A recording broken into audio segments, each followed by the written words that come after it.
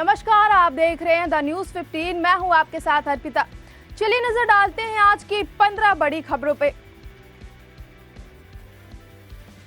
हरियाणा की सभी 90 विधानसभा सीटों पर आज वोटिंग हुई है, जिसमें कहीं न कहीं कांग्रेस की सरकार बनती दिखाई दे रही है।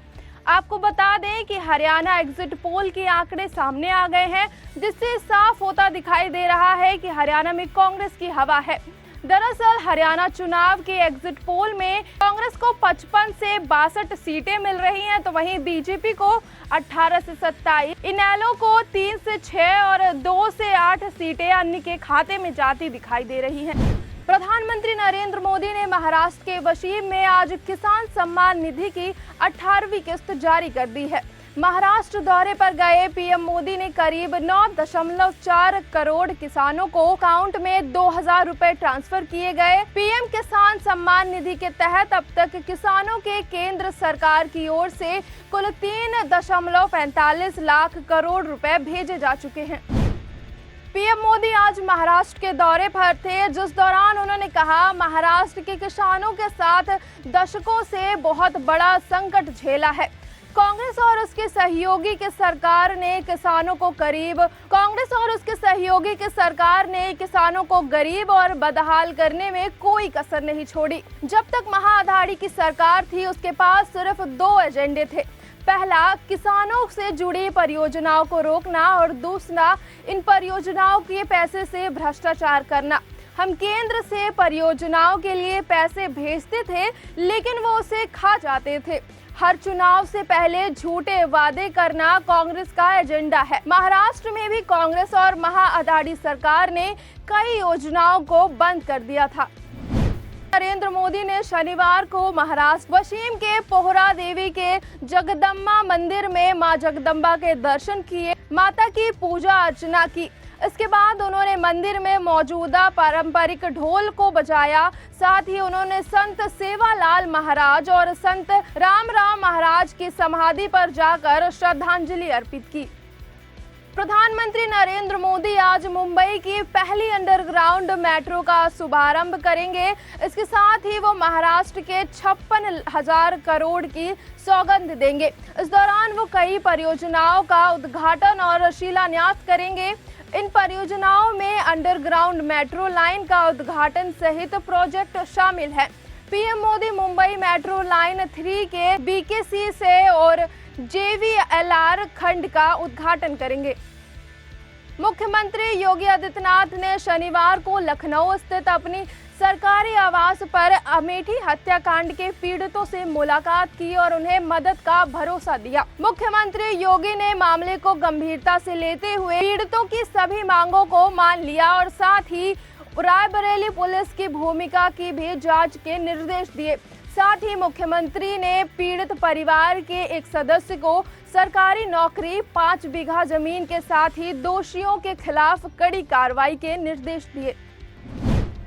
बिहार में जेडीयू राज कार्यकारिणी की आज बैठक हुई। बैठक से पहले ही सीएम नीतीश को भारत रत्न देने की मांग उठ गई। दरअसल पटना में प्रदेश जेडीयू कार्यालय के बाहर पोस्टर लगाया गया, जिसमें जेडीयू के नेताओं की तरफ से नीतीश कुमार को भारत रत्न दिए जाने की मांग की गई है।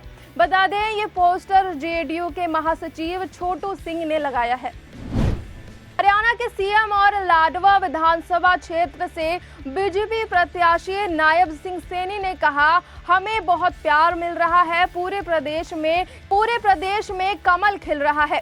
लाडवा में भी कमल खिल रहा है। हमने कांग्रेस की भाई भतीजावाद और भेदभाव की राजनीति को खत्म कर दिया। उन्होंने कहा कि हुड्डा साहब सिर्फ एक खास वर्ग को देखते थे, सिर्फ एक खास क्षेत्र को देखते थे, लेकिन हमारी सरकार में हमने सबका साथ, सबका विकास, सबको साथ लेकर काम किया है। जितना काम हमने पिछले 10 सालों में किया है, उतना काम कांग्रेस की 7 पीढ़ियां भी नहीं कर पाएगी। उज्जैन के महाकालेश्वर मंदिर से उमा माता की सवारी नगर भस्म पर निकली। पालकी में स्वर उमा माता के दर्शन की एक झलक पाने के लिए श्रद्धालु व्याकुल नजर आए। उमा माता की ये सवारी पूरे वर्ष भर में एक बार निकाली जाती है। महाकालेश्वर मंदिर के पुजारी आशीष गुरु ने बताया कि 5 दिवसीय उमा झांसी महोत्सव के बाद अश्विनी शुक्ला द्वितीय को परंपरागत तरीके से उमा माता पालकी में सवार होकर नगर भ्रमण पर निकली। मुंबई ने अजिंक्य रहाणे की कप्तानी में ईरान कप 2024 का खिताब जीत लिया। टीम ने 27 सालों के बाद ये ट्रॉफी जीती है। रहाणे की टीम मुंबई ने 15वीं बार ईरानी कप का खिताब जीता है। ये मुकाबला ड्राई रहा, लेकिन मुंबई ने पहली पारी में बढ़त के हिसाब से जीत हासिल कर ली। अपने गानों से सबका दिल जीतने वाले दिलजीत दोसांझ पाकिस्तान की खूबसूरत एक्टर हनिया आमिर के दीवाने हैं। इस बात का खुलासा उन्होंने लंदन के लाइव कॉन्सर्ट में किया। दिलजीत के कॉन्सर्ट में हनिया आमिर शामिल हुई थी। दिलजीत ने उन्हें स्टेज पर बुलाया और उनके साथ एक गाना भी गाया। उसी दौरान उन्होंने पंजाबी में कहा, मैं आपका और आपके काम का फैन हूँ। आप बहुत अच्छा काम कर रही हैं, शुक्रिया। आप यहाँ आए इसके लिए सच में आपका तहे दिल से शुक्रिया। कल्कि में नजर आए तेलुगु एक्टर राजेंद्र प्रसाद पर दुखों का पहाड़ टूट गया है। उनकी बेटी गायत्री का शनिवार 5 अक्टूबर की सुबह 38 साल की उम्र में हार्ट अटैक से निधन हो गया। राजेंद्र प्रसाद बेटी गायत्री के निधन की खबर से पूरी तरह टूट गए हैं, जिसके बाद सोशल मीडिया पर सेलेब्स एक्टर उनके परिवार को हौसला दे रहे हैं और अपनी संवेदनशीलताएं जाहिर कर रहे हैं। बताया जा रहा है कि गायत्री के सीने में दर्द उठा और अस्पताल ले गए, लेकिन उसके बाद भी उन्हें नहीं बचाया जा सका। भारत और बांग्लादेश के खिलाफ T20 सीरीज का पहला मुकाबला शुरू होने जा रहा है। बता दें कि ये मुकाबला 6 अक्टूबर को शाम 7 बजे शुरू होगा और ये मुकाबला ग्वालियर में खेला जाएगा।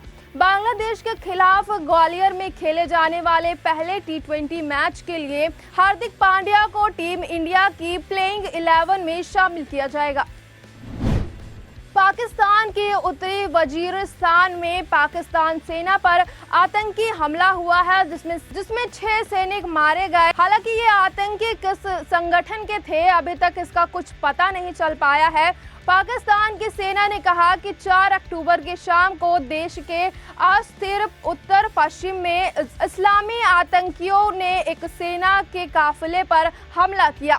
इस हमले में मारे गए जवानों में लेफ्टिनेंट समेत कई हाई रैंक वाले अधिकारी भी शामिल थे। इजरायली डिफेंस फोर्स यानी IDF ने दक्षिण लेबनान के बाद अब उत्तरी लेबनान में भी हवाई हमले तेज कर दिए हैं। IDF ने शनिवार को बताया कि पिछले 5 दिनों में उन्होंने 400 हिजबुल्लाह लड़ाकों को मारा है। वहीं इजराइल ने पहली बार शुक्रवार को देर रात लेबनान की उत्तरी इलाके पर हवाई हमला किया। इजरायली सेना के त्रिपोली के बेचवे इलाके में फिलिस्तीनी शरणार्थियों कैंप के पास एक इमारत को निशाना बनाया। आपको बता दें कि इस हमले में हमास के मिलिट्री विंग आल कसीम के नेता सैयद अतहल अली की मौत हो गई। इसमें उसके परिवार के 3 और लोग मारे गए। तो ये थी आज की तमाम 15 बड़ी खबरें। इसी तरह की खबरों को देखते रहने के लिए हमारे साथ जुड़े रहें और देखते रहें द न्यूज़ 50।